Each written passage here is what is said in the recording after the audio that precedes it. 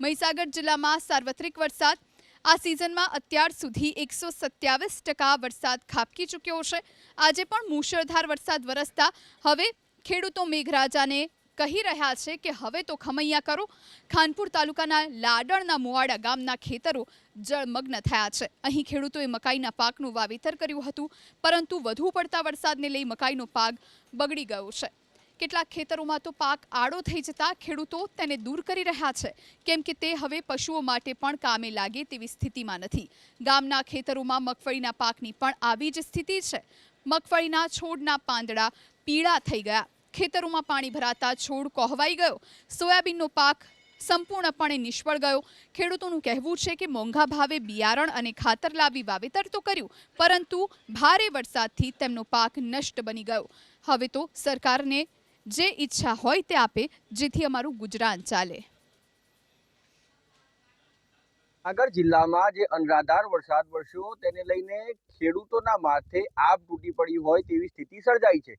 મહીસાગર જિલ્લાના ખાનપુર તાલુકાનું લાડણના મુવાડા ગામ કે જ્યાં અનરાધાર વરસાદ વરસ્યો, જેને લઈને ખેતી ઉપર તેની અસર જોવા મળી રહી છે। હું કેમેરામેનને કહીશ કે આપને દ્રશ્યો બતાવશે। આ મકાઈનું ખેતર છે, પરંતુ હવે આ ખેતર હતું એવું થઈ ગયું છે, કારણ કે અહીંયા જે મકાઈનું વાવેતર કરવામાં આવ્યું હતું તે તમામ પાક હવે ધીરે ધીરે સુકાઈ રહ્યો છે। ખેડૂતોએ કંટાળી અને આ જે પાક છે તે પાકને પાછો કાપવાની શરૂઆત કરી છે, કારણ કે ખેતરમાં ઊભું રહેવાય તેવી પણ સ્થિતિ નથી। એટલું પાણી પડ્યું, એટલો વરસાદ વરસ્યો કે હવે અહીંયાથી પાક લઈ શકાય તેવી સ્થિતિ નથી। ખેડૂતો જણાવી રહ્યા છે ગામના જે તમામ ખેતરો છે તેમાં ધીરે ધીરે આવી પરિસ્થિતિ થઈ રહી છે, કારણ કે ભેજનું પ્રમાણ સતત વધી રહ્યું છે।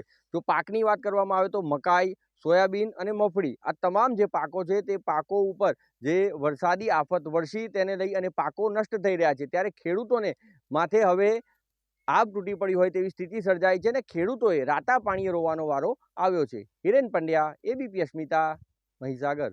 મગફળી, સોયાબીન અને મકાઈનું વાવેતર કરેલું હતું, પરંતુ વધારે વરસાદ પડવાના કારણે હાલ હજુ બી સતત વરસાદ ચાલુ જ છે, એટલે સોયાબીન તો બિલકુલ હાવ નિષ્ફળ ગયેલા છે।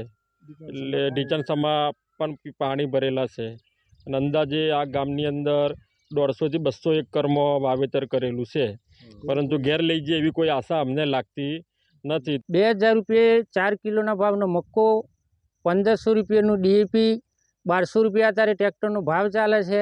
આનું 0 પૈસા પણ અમને વળતર મળવાનું નથી, અને જે પાક અત્યારે હાલ થોડો ઘણો 15 થી 20% બાકી છે, એમાં ભૂંડ અને રોજ એ પણ રોજ દિવસે અને રાત્રે બગાડ કરી આપે છે। એટલે ખેડૂતના માટે તો આભ તૂટે એવી અત્યારે પરિસ્થિતિ સર્જાઈ રહી છે। મારે તો એવું નથી કે 100% અમને સરકાર વળતર આપે, પણ જે એમની ઈચ્છાને રૂબરૂ આવીને સર્વે કરી અને જે તકલીફ છે એ જોઈ અને વળતર આપે તો સારું। સતત અવિરત વરસાદના કારણે જે કંઈ પાકને નુકસાન થયું છે તે પાકની ભીતિ એવી સેવાઈ રહી છે કે આ ઘાસચારો પશુને બી કામ આવે એવું નથી।